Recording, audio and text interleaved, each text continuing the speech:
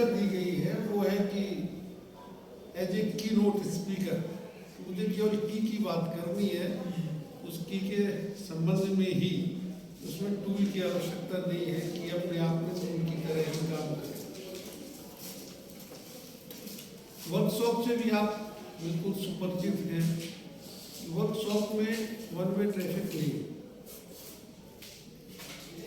कि हमने लेक्चर दिया, आपने सुना, काम खत्म। सेमिनार भी नहीं है। वर्कशॉप में लर्निंग बाय डूइंग ही है कि यहाँ से आपको कुछ बातें जो उस क्षेत्र में ज़्यादा जानने वाले लोग हैं वो अपने विचार रखेंगे, कुछ बातें कहेंगे, आपको सीखना है। और जैसे ही सीखना आप शुरू करेंगे तब वास्तविकता का आभास होगा कि हम रुक कहाँ हैं। जैसे रुकना होगा उसकी सहायता होगी। यही वर्कशॉप का मूल उद्देश्य।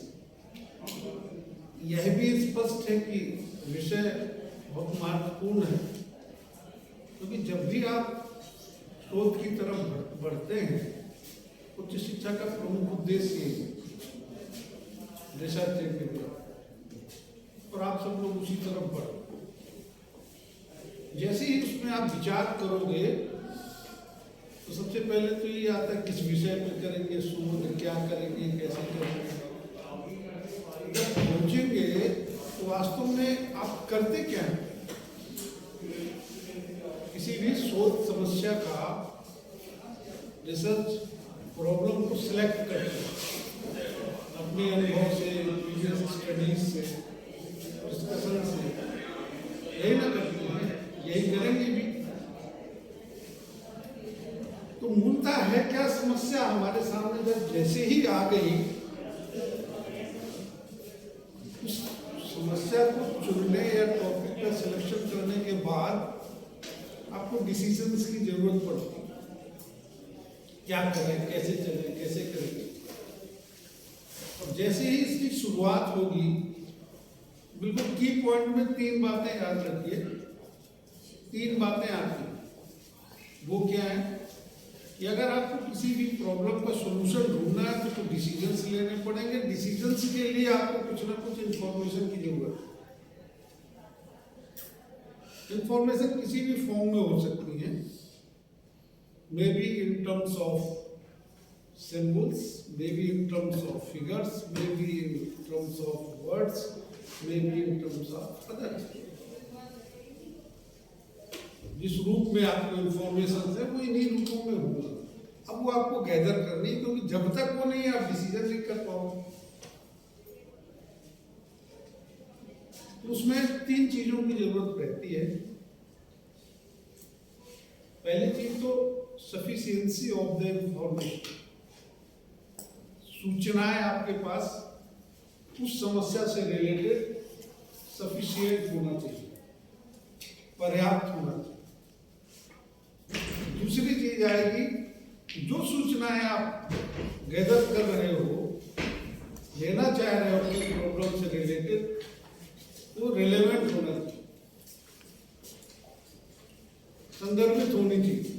Sufficiency, relevancy and third is accuracy. जैसे ही इन 3 चीजों पर आप विचार करोगे कि जो इंफॉर्मेशन आप गैदर करने जा रहे हो या चाहिए आपको, वो सफिशिएंट है कि नहीं है, रिलेवेंट है कि नहीं है, एक्यूरेट है कि नहीं है, अब आप बढ़ेंगे दूसरी तरफ। वो दूसरी तरफ में आप पहुंचेंगे measurement and evaluation. Measurement evaluation का ही एक पार्ट है आपका टूल्स एंड टेक्निक्स। उसी पर बेस करेंगे कि इंफॉर्मेशन किसी ना किसी रूप में लेंगे ना, तो लेंगे। मेजरमेंट एंड इवैल्यूएशन में सूचनाएं गैदर करने की जो टेक्निक्स हैं वो 5 तरह की है। टेक्निक्स, तकनीक क्या होती है? किसी भी कार्य को करने की जो व्यवहारिक पद्धति है, तरीका है, that is called the technique. आपकी जरूरत हो सकती है, आप लोग क्लासरूम में बैठे हैं और अगर मुझे कोई सूचना लेनी है कि कौन बच्चा खुश है कौन नहीं खुश है तो कैसे करें? ऑब्जर्व करेंगे। एक टेक्निक तो यही हो जाती है ऑब्जर्वेशन टेक्निक, यानी जो रिसर्चर है जो सूचना इकट्ठी करने जा रहा है वो उस ग्रुप का उस प्राणी का क्या करेगा? ऑब्जर्वेशन करेगा। ऑब्जर्वेशन करेगा तो कैसे करेगा? तो उसके लिए वो सोचेगा कि अगर मुझे इसमें रिलेवेंसी लाना है, एक्यूरेसी लाना है, मैं कुछ ऐसा करूं कि अगला कोई विश्वास तो करे मैंने क्या लिखा क्या नहीं लिखा। तो क्या करेगा? ऑब्जर्वेशन को के लिए कुछ टूल्स बनाएगा, उपकरण तैयार करेगा। वो मे be in terms of checklist, may be in terms of anecdotal records हो सकता है, कुछ और हो सकता है। तो एक टेक्निक हो गई ऑब्जर्वेशन। सेकेंड टेक्निक आपकी ये जिसमें किसी ग्रुप या पर्सन को ही कहा जाता है कि आप अपने बारे में कुछ बताइए, वो कहलाती है सेल्फ रिपोर्टिंग टेक्निक। अब उसमें उपकरण में कई चीजें हो सकती हैं। आप एटीट्यूड स्केल बना सकते हैं ना, तो उसमें व्यक्ति ही अपने बारे में बताता है कि मेरी अभिव्यक्ति किस तरह की है, या मैं क्या सोचता हूँ, या मेरा दृष्टिकोण क्या है। फिर वो इस तरह के टूल है। And third technique is test, परीक्षण, साइकोलॉजिकल टेस्ट। अब वो टेस्टिंग में होता क्या है? जनरली या तो स्टेटमेंट होंगे या क्वेश्चंस होंगे स्कूल के फॉर्म में। You may call the questionnaire, you may call the test, you may call the scale. पर उसमें होता क्या है? जो आइटम होते in the form of question. What is the meaning of question? प्रश्न क्या है? अब आप लोग साझा करिए हमारे साथ। What is question? प्रश्न क्या है? किसे कहते हैं कि किसी ने कुछ एनीवन पार्टिसिपेटरी लर्निंग करना है आपको। वर्कशॉप में यही पर्पस। सर एक अधूरा स्टेटमेंट और बताइए।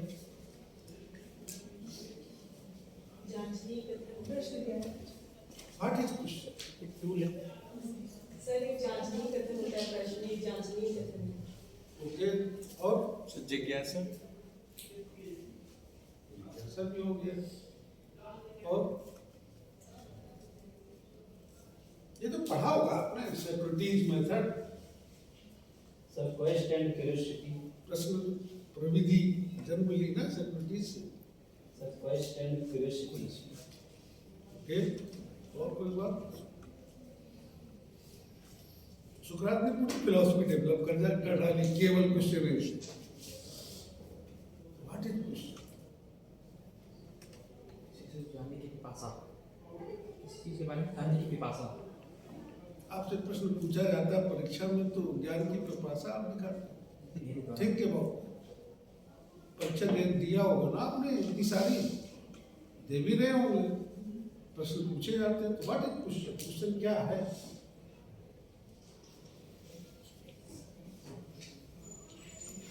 मैं जानबूझ के प्रश्न कर रहा हूं क्योंकि यही हमें करना है, सोचना।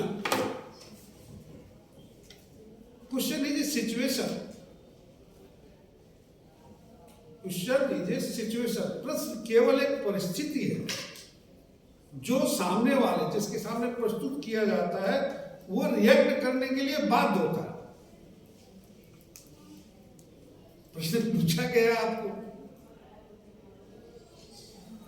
प्रश्न जब सामने आता है वो दैट इज ए सिचुएशन, तो आप करते क्या हो? रिएक्ट ही तो करते हो, उत्तर देते हो ना, जितना आएगा जो आएगा। सही गलत की बात नहीं है। क्वेश्चन इज ए सिचुएशन, ऐसी सिचुएशन है जिसमें जिसके सामने प्रस्तुत किया जाएगा वो प्रतिक्रिया के लिए, रिएक्शन के लिए बाध्य होगा। अचीवमेंट टेस्ट लेते हैं ना, उपलब्धि परीक्षा, क्वेश्चन ही तो रखते हैं। तो टेस्टिंग में यही चीजें आ रही, लेकिन ये सिचुएशन दूसरी सिचुएशन से डिफरेंट है, अभी आगे हम चर्चा करेंगे। तो this is the third type of techniques. First is observation, second is self reporting, third is test and fourth is sociology, जिसमें सोशल ट्रेड्स के बारे में, आप कितने सामाजिक हैं, आपको कौन कितना पसंद करता है, आप किसको किस ग्रुप में रहना पसंद करते हो, अगर इस तरीके की कोई चीज है तो सोशियोमेट्रिक टेक्निक्स का यूज करते हैं। And fifth is projective. नाम आप लोगों ने सुने हैं, रोसा का भी सुना है, टेस्ट भी सुना है, सब पर्सनालिटी मैनेजमेंट की प्रोजेक्टिव टेक्निक्स है, जिसमें कुछ ऐसी सिचुएशंस होती है, इसमें प्रतिक्रिया नहीं होती प्रोजेक्टिव टेक्निक में, जो मैंने अभी कहा क्वेश्चन सिचुएशन होती है जिसमें आपको आंसर उस रूप में रिएक्ट नहीं करना है, आपको अपने आप को ही उसमें रिप्रेजेंट करना है, और उसमें जो सिचुएशन या जो चीज होगी उसमें ये क्षमता होगी कि जब आप उस बारे में कुछ ना कुछ करेंगे, उसी में आपकी बात अपने आप ऑटोमेटिक आएगी। यहाँ लैब भी है ना, यहाँ डिपार्टमेंट में सर ने रखा है, वहाँ पे आप देखिए टीएडी टेस्ट देखिए, रोसा टेस्ट देखिए, तो क्या है। ये 5 तरह की टेक्निक्स, और इन्हीं टेक्निक्स में कोई भी टूल कहीं भी आएगा। टूल क्या है? What is tool? मेरी ड्यूटी सिर्फ इतनी है कि आप उन कॉन्सेप्ट्स को क्लियर कर लो, फिर आगे तरीके को सीख लो। What is tool? Tool is a physical, एक भौतिक ऑब्जेक्ट होगा ना। करंट तो सिर्फ यही है जिसमें इनमें से किसी भी टेक्निक्स का आप यूज करोगे, और क्या उपकरण तो एक भौतिक रूप में किसी तकनीक या उस पद्धति का प्रयोग करके जो स्वरूप तैयार होगा वो उपकरण हो जाएगा, टूल बन जाएगा। मैंने कहा ना एक टूल ही है, पीपीटी ये एक आईसीटी टूल ही है जिसका हम यूज करते हैं सीखने से। अब टूल में अब फिर हम उन्हीं तीनों बातों पर जाएंगे कि इंफॉर्मेशन हमको सफिशिएंट लेना है, रिलेवेंट लेना है, एक्यूरेट लेना है। टेक्निक्स हम डिसाइड करेंगे कि हमारी जो प्रॉब्लम है उस प्रॉब्लम के लिए इंफॉर्मेशन गैदर करने के लिए हम कौन सी टेक्निक अपनाएं। मे बी एक टेक्निक भी हो सकती है, एक समय पे 2 भी कर सकते हैं आप। क्या आप ऑब्जर्वेशन भी करें, टेस्टिंग भी कर लें, आप दोनों हो सकते हैं। सेल्फ रिपोर्टिंग टेक्निक भी यूज करें और सोशियोमेट्रिक भी यूज करें, यदि किसी तरह की सोशल से रिलेटेड हमारी प्रॉब्लम है तो। और उन्हीं के हिसाब से फिर आप टूल पर जाएंगे, क्योंकि जब टेक्निक्स हमारी आएंगी तब आप डिसाइड करोगे कि अगर ये इंफॉर्मेशन लेनी है तो मैं टूल कौन सा यूज करूं। इंटरव्यू शेड्यूल यूज करूं या परफॉर्मेंस टेस्ट बनाऊं या इंटरेस्ट टेस्ट डेवलप करूं या एटीट्यूड स्केल डेवलप करूं, ऑब्जर्वेशन को स्ट्रक्चर्ड करूं या यूं ही करूं। फिर ये जिस तरह की सूचना है जिससे कि आपके पास सफिशिएंट इंफॉर्मेशन आ जाए, एक्यूरेट आ जाए, रिलेवेंट आ जाए, अब आपको उस जगह पे डिसीजन लेना पड़ेगा। लेकिन वो होगा क्या? आपका वर्कशॉप अब वहीं पर आएगा इस डिसीजन के बाद। तो टूल में 2 तरीके जनरली होते हैं। सिंपल, एक आप सामान्य उद्देश्य, या अगर हम अचीवमेंट टेस्ट की बात करें तो कह देते हैं कि ये टीचर मेड टेस्ट, क्या क्या गुण होने चाहिए उस संबंधित एक्सपर्ट जानता है, उसके हिसाब से उस टूल को बना दें। पर वो रिसर्च में यूज नहीं है, क्योंकि रिसर्च में प्रॉब्लम लेते हैं, सैंपल लेंगे या लिमिटेड एरिया में करेंगे, लेकिन जो फाइंडिंग्स होंगी वो उसका जनरलाइजेशन होगा, बड़े उस पर जाएगा, तो उसमें हमें कोई ना कोई ऐसे उपकरण, जिस चीज से हम सूचनाएं ले रहे हैं, अगर हमारा वो वैलिड नहीं है, रिलायबल नहीं है, अगर वो विश्वसनीय नहीं है, तो उससे जो भी सूचनाएं आएंगी वो सही नहीं, वो सही नहीं आएंगी तो हमारे रिजल्ट भी सही नहीं होंगे। इसलिए उसमें ये होता है कि रिसर्च के लिए आप स्टैंडर्डाइज्ड टेस्ट ही यूज करें। ज़्यादातर व्यवहार में होता क्या है, मुझे तो बहुत खुशी हुई, डॉक्टर साहब ने बताया कि लगभग 80 अबाउट टेस्ट आपके विभाग में हैं कलेक्ट की। और मेरी सलाह है कि जब आप व्यवहार में जाए तो 80 में से किसी का प्रयोग न करें। ज्यादातर हम लोग यही करते हैं कि जो परीक्षण ऑलरेडी बने हुए हैं, हम उनमें से रिलेटेड जो हमारी प्रॉब्लम है उसमें जो भी वेरिएबल्स हैं अपना वो यूज करें। ये मान करके चलिए कि आपकी प्रॉब्लम आज की है और वो टूल कब बना होगा, भले ही 3 साल पहले। प्रेजेंट डे सिचुएशन इतनी तेजी से चेंज हो रही है कि वो टूल 100% जो उस समय पर सैंपलिंग करके उसका मानकीकरण किया गया होगा, आज तो नहीं है। तो हम कैसे कह सकते हैं कि उस टूल से जो इंफॉर्मेशन आपने गैदर करी है, फिर आपने एनालिसिस करी है, तो फाइंडिंग हमारी ठीक हो जाएगी। ये प्रश्न उठता है। बीइंग एक्सपर्ट, मैं सबसे पहले तो यही कोशिश करता हूँ कि अगर कोई स्टैंडर्डाइज्ड टूल किसी थीसिस में यूज किया गया है तो कब आप कभी देखिएगा उनके आइटम्स, स्टेटमेंट जो उसमें दिए होंगे, क्वेश्चंस दिए होंगे, जिस तरीके का टेस्ट होगा आपको खुद ही लगेगा ये अब सिचुएशन ऐसी नहीं है, ये चीज बदल गई। तो रिसर्च में कम से कम एक टूल जरूर बनाए। उसमें एक फायदे नहीं होते, कई फायदे। रिसर्च की गहराई, रिसर्च की मीनिंग तो आप समझ रहे हैं ना, what is the meaning of research? किसे मानते हैं आप, क्या है रिसर्च? अगर वन वर्ड आंसर देना हो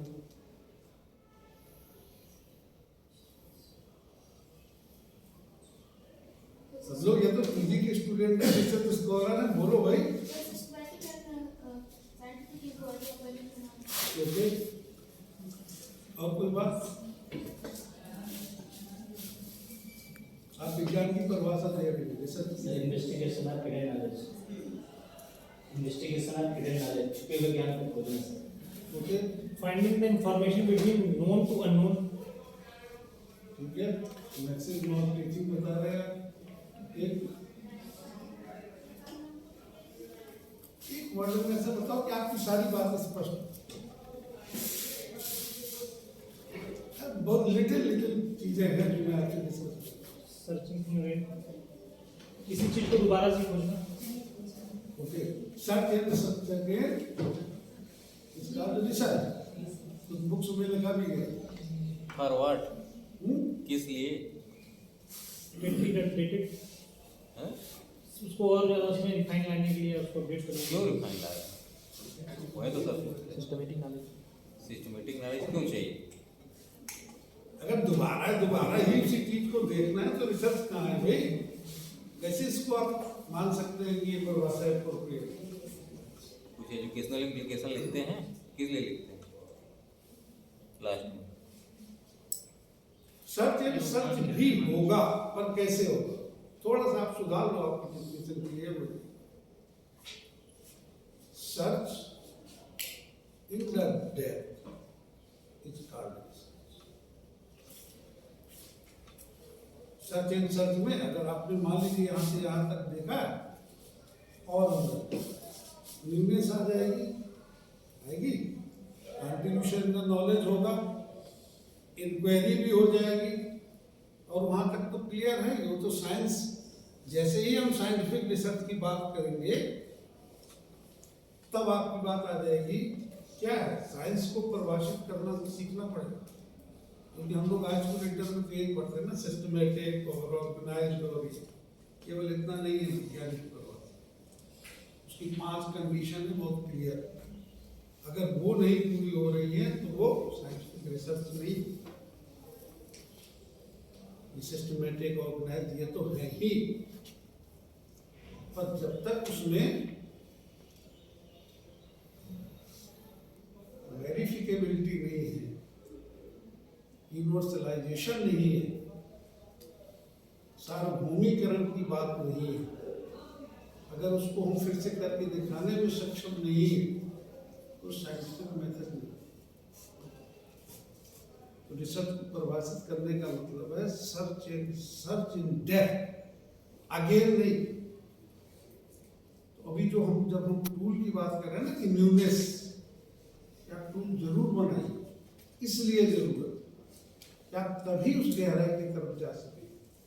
और ये कतई मत सोचिएगा कि अगर हम क्वालिटेटिव रिसर्च ले रहे हैं तो उसमें टूल की क्या जरूरत,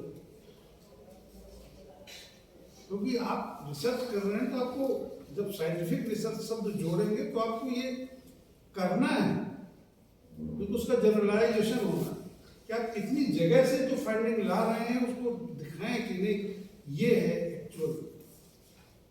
आप इंटरव्यू कर सकते हैं, आप उसके संबंध में लिटरेचर में जो लिखा हुआ है वो भी खोज सकते हैं, हो जाएगा ना, होगा क्वालिटेटिव। लेकिन आपने उस पर उसकी वैलिडिटी बढ़ाने के लिए आपने एक से अधिक चीजें यूज की। तो ये एक तरीके से मेरी रिकमेंडेशन है कि आप जब भी अपना इस काम को करें, ये कोशिश करें कि टूल बनाएं खुद से, कोई भी हो, वो अपने आप में आपकी केवल नॉलेज नहीं बढ़ाएगा, आपका एक्सपीरियंस भी बढ़ाएगा, आपका कॉन्फिडेंस भी बढ़ाएगा। हेल्प ले सकते हैं, जो स्टैंडर्डाइज टूल हैं, उनमें आइटम्स बने हुए हैं, वो आपको मार्गदर्शन देंगे कि ऐसे स्टेटमेंट बनेंगे, ऐसे क्वेश्चंस बनेंगे, ऐसे ये होंगे। क्योंकि जो आपने जो इस प्रॉब्लम को लिया, उस प्रॉब्लम में वो 100% हो ये जरूरी नहीं, कुछ ना कुछ अंतर होगा। तभी तो आप कहते हैं ना कि भाई ये इस पर रिसर्च पूरा लिखते हैं आप, सर्वे ऑफ लिटरेचर में कि हमने इतना देखा है और इस पर अभी कोई काम नहीं हुआ। ये करेंगे आप, जब कोई काम नहीं हुआ है उस पर जिसमें आप कर रहे हैं, तो वो 100% कोई पहले से बना हुआ मानकीकृत परीक्षण कैसे 100% ठीक सूचना देगा आपकी रिसर्च। तो ये जरूर है। और जब आप कंस्ट्रक्शन में पहुंच जाएंगे तो मोटे मोटे वो कोई किसी भी तरीके का मीन्स वो क्वेश्चनर के फॉर्म में हो, वो शेड्यूल के फॉर्म में हो, या वो आपकी चेकलिस्ट के फॉर्म में हो, 4 ही स्टेप होते हैं क्लियर। उन्हीं 4 स्टेप में ही सब कुछ। जब हम साइंटिफिक मेथड की बात करेंगे तो निश्चित रूप से पहली बात तो होगा ना सिस्टमेटिक। उसका तरीका है कि आप सबसे पहले उस टूल की एक प्लानिंग करें,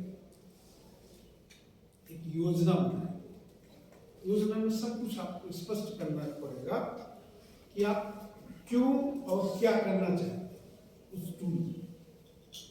मीन्स जिस वेरिएबल को मेजर करना है आप उस टूल की सहायता से, उसको आपको क्लियर कर डिफाइन करना पड़ेगा कि आप क्या करना चाहते हैं। प्लानिंग स्टेज, ऑब्जेक्टिव्स क्लियर करने पड़ेंगे। ये आपको वहां पे डिसाइड करना पड़ेगा कि आपके टूल का फॉर्म क्या होगा।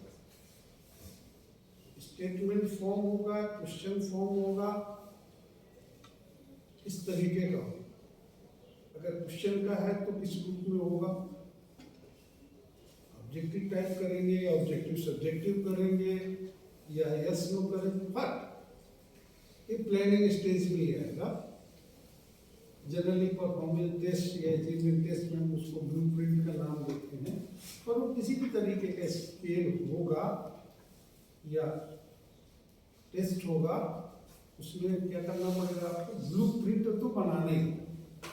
ब्लूप्रिंट माने केवल ये नहीं है कि हम अचीवमेंट टेस्ट के क्वेश्चन निर्धारित कर रहे हैं कि कितने बनेंगे, किस टाइप के बनेंगे।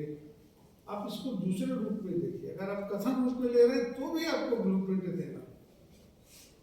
क्या पॉजिटिव स्टेटमेंट रखेंगे, नेगेटिव रखेंगे, उनका क्या रेशियो होगा, ये आपको करना पड़ेगा। उससे आपको एरिया बनाना पड़ेगा कि जिस ट्रेड के लिए आप कर रहे हैं उस ट्रेड में कितने डायमेंशंस होंगे, ये करना। तो पहला स्टेप हमारा प्लानिंग का है, जिसमें उस टूल से संबंधित हमें डिफरेंट टाइप के डिसीजंस को एक तरीके से रिकॉर्डेड करना पड़ता है, the planning of the test. And second is the preparing the item. Item means may be in form of question और may be in form of statement. आपको ये प्रिपेयर करना। अब इस स्टेज में आप किसी स्टैंडर्ड फॉर्म को ले सकते हैं, या जो प्रीवियस आपके पास स्टैंडर्डाइज टेस्ट आपने देखे हुए हैं, कौन सी सहायता ले सकते हैं, कोई भी।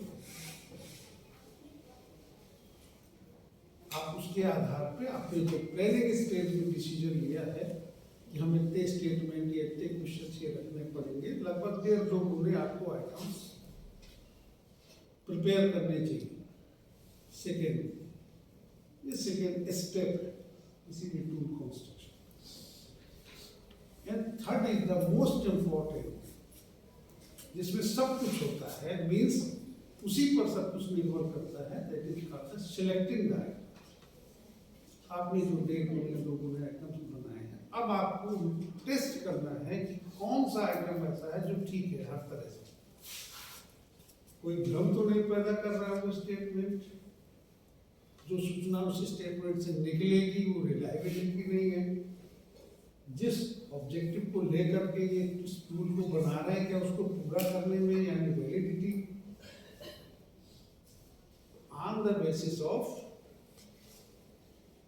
Reliability and validity performance test में उसका नाम हम लोग आइटम एनालिसिस बोलते हैं।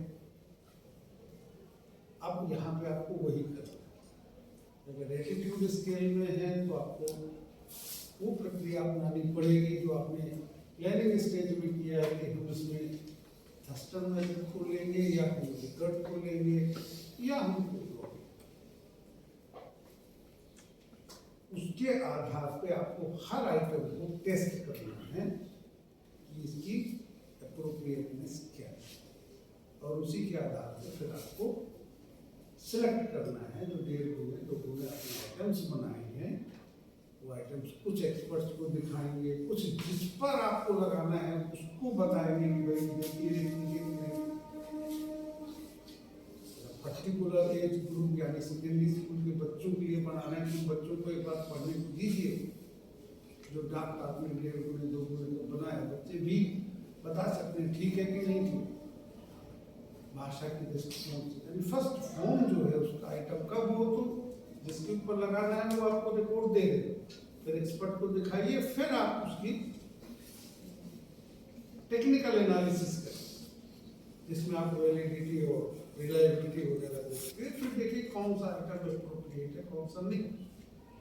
हालांकि ये ध्यान रखिएगा कि यहाँ पे जब हम रिलायबिलिटी वैलिडिटी की बात करते हैं तो ये टोटलिटी में करते हैं, लेकिन जो आइटम की टेस्टिंग होगी उसकी लैंग्वेज, उसकी एप्रोप्रिएटनेस, उसकी ऑब्जेक्टिविटी, ये आइटम वाइज होगी, लेकिन रिलायबिलिटी इन टोटल जो आपने आइटम से बनाए थे और फिर सिलेक्ट किए कि हाँ इतने ठीक है, अब वो इन टोटल आइटम्स की रिलायबिलिटी है। इसमें कंफ्यूज मत होइएगा कि एक स्टेटमेंट या उसके लिए हम रिलायबिलिटी टेस्ट करेंगे,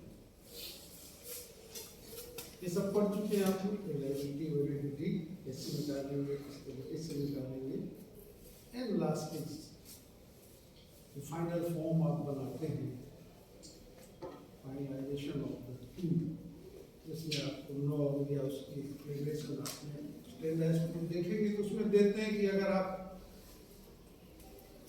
ये कर रहे हैं तो इसका इतना मार्क्स होगा या अंक होगा, उसका क्या मीनिंग होगा, क्या परसेंटाइल है, या क्या आपने किस एज नॉर्म के हिसाब से बनाया या क्लास नॉर्म के हिसाब से बनाया है। आप उसके रूल्स भी बनाने पड़ेंगे, कैसे एडमिनिस्ट्रेटर होगा, क्या इसमें कोई टाइम लिमिट है, क्या आंसर्स की नीड है तो आंसर की बनानी पड़ेगी, वो डिपेंड करेगा आपके ऑब्जेक्टिव पर। ये एक मोटा मोटा चित्र है, परंतु जितना ये सुनने में सरल लग रहा है, जब आप काम करने चलोगे वास्तविकता तो तब क्लियर। जो आप ड्यूरिंग वर्कशॉप आपको इनके एक एक स्टेप पर सीखने को मिलेगा कि भाई आइटम बनाने हैं, अगर आप बताइए आपका क्या है, किस ढंग का टूल चाहिए वो आप अपने इंटरेस्ट से अपना बताओ। अब आप आइटम तैयार करना शुरू करेंगे, अब एक्सपर्ट आपकी सहायता करें, अब फिर आपको उस पर यही पे काम करना होगा। अगर इस प्रैक्टिस को आप एक्चुअल में करेंगे ड्यूरिंग द वर्कशॉप, प्लान मैंने देखा है दिलीप सर का, उन्होंने सफिशिएंट टाइम दिया है क्वेश्चन आंसर और क्योंकि जैसे हम बातचीत कर रहे हैं, एक्सपर्ट तो आपको ऐसे ही थ्योरी बताएंगे।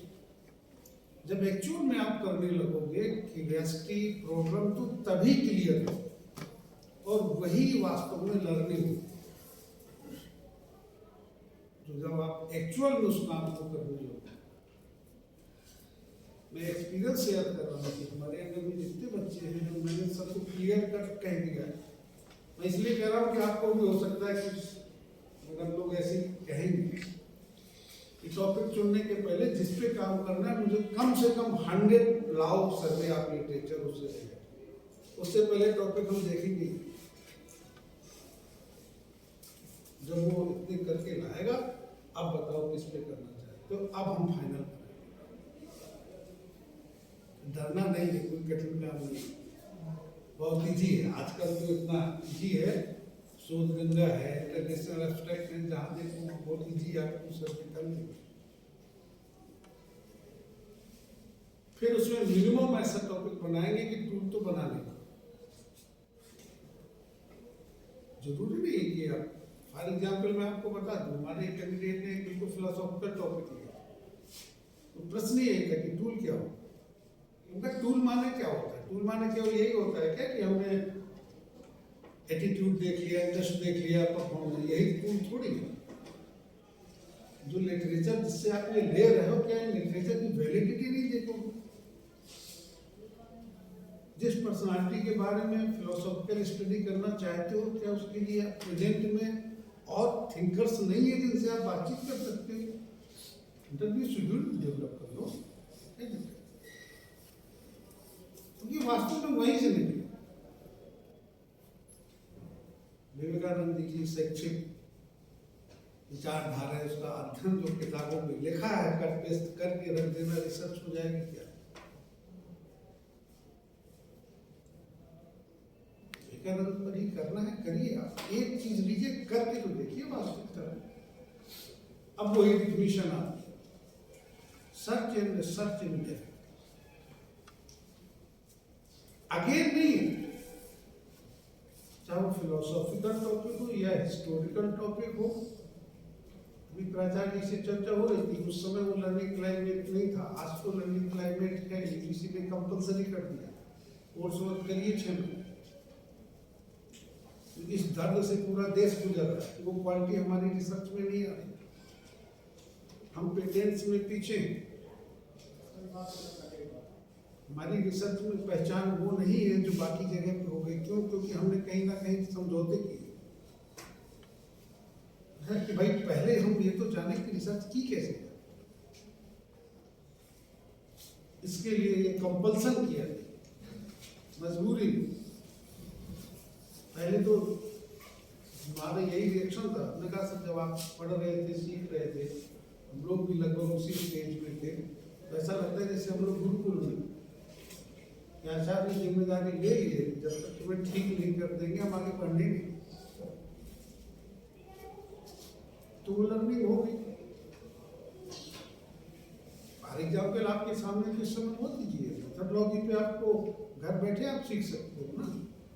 हमारी यूनिवर्सिटी ने भी अभी डेवलप किया, सेकेंड अभी 15 जनवरी कल से ही ओपन किया है बुक्स, फर्स्ट पेपर, कोई पैसा नहीं लगना है, आप भी सीख सकते, रजिस्ट्रेशन कराएंगे, सीखिए। यूट्यूब में इतने सारे लेक्चर्स आप जिससे एक्सपर्ट का चाहो सब मिल जाएगा, पर एक्चुअल जो लर्निंग होगी, मेरा खुद का भी मानना है, जो आप ये 5 दिन करोगे, जो डिस्कस करोगे इस ग्रुप में अपने एक्सपर्ट के साथ, एक्चुअल में एक्सपीरियंस करोगे आइटम फ्रेमिंग का, एक्चुअल में जब वो मेथड सीखोगे कि how you select A item on the basis of appropriateness, क्योंकि ये क्षेत्र सरल नहीं आपका एजुकेशन में। आपकी लेबोरेटरी कहाँ होती है? ये तो फील्ड है या वो क्लासरूम है, सेकेंडरी या हायर या जो भी है। अब वहाँ एक्चुअल में जाकर के आपको कितने अवसर मिलेंगे कि आपको एक्चुअल में काम करने के? बहुत कम। तो आपको वो भी चैलेंज फेस करना होगा एक्चुअल में। टीचर्स में आप लीडर्स में कुछ करना चाहते हो, आपने टूल अच्छा बनाया, आप जा रहे हो इन्फॉर्मेशन ही देने को, अच्छा अभी समय नहीं है। अब भाई अगर आप बाई पोस्ट या मेल या किसी अन्य गूगल फॉर्म से भी इंफॉर्मेशन ले सकते हो, तो ये विकल्प हैं, पहले तो नहीं थे, उसमें भी नहीं आ रहा, तो चैलेंजेस तो होंगे। फिर वही डिफिनेशन आती है, सर्च इन डेप्थ, ये सब तो हमें फेस करना ही है। ये मान के चलिए कि ये सब चैलेंजेस हमारे सामने होंगी, फिर भी हमको करना है। तो वही फिर भी है कि सैंपल भले ही आप 100 का ले रहे हो, 200 का ले रहे हो, 1000 का ले रहे हो, एक्चुअल में जो आप चाहते हो 1000 का, तो एक्चुअल जिनको आप सोच रहे हो वो वहां से इंफॉर्मेशन अगर नहीं मिलेगी, तो आप टारगेट लेके चलो 2000 का, 3000 का, हम ये लेके चलेंगे तो हमें 1000 को मिल जाए। अगर ये फर्ज करेंगे, आपकी रिसर्च न केवल क्वालिटी वाइज अच्छी होगी, एप्रिसिएशन होगा, आपको सेल्फ सेटिस्फेक्शन होगा। मुझे नहीं लगता कि सेल्फ सेटिस्फेक्शन से ज्यादा कहीं कोई बात है। तो शीतलहर तो है ही, पर इस समय राम की ऊर्जा चल रही है, वातावरण थोड़ा ठीक भी फील हो रहा होगा। इतनी बातें मैं की फॉर्म में कहना चाहता था। अब आप लोगों के मन में किसी तरह की कोई ऐसी बात है जो मेरे सामने आपको जरूर रखनी चाहिए, तो आपका स्वागत है, कोई भी रख सकते। मेरा भी ये मानना है कि इंटीरियर प्रोग्राम बनाया कि ये वन में ट्रैफिक का समय कम से कम होगा। सर से कोई सवाल हो तो पूछिए।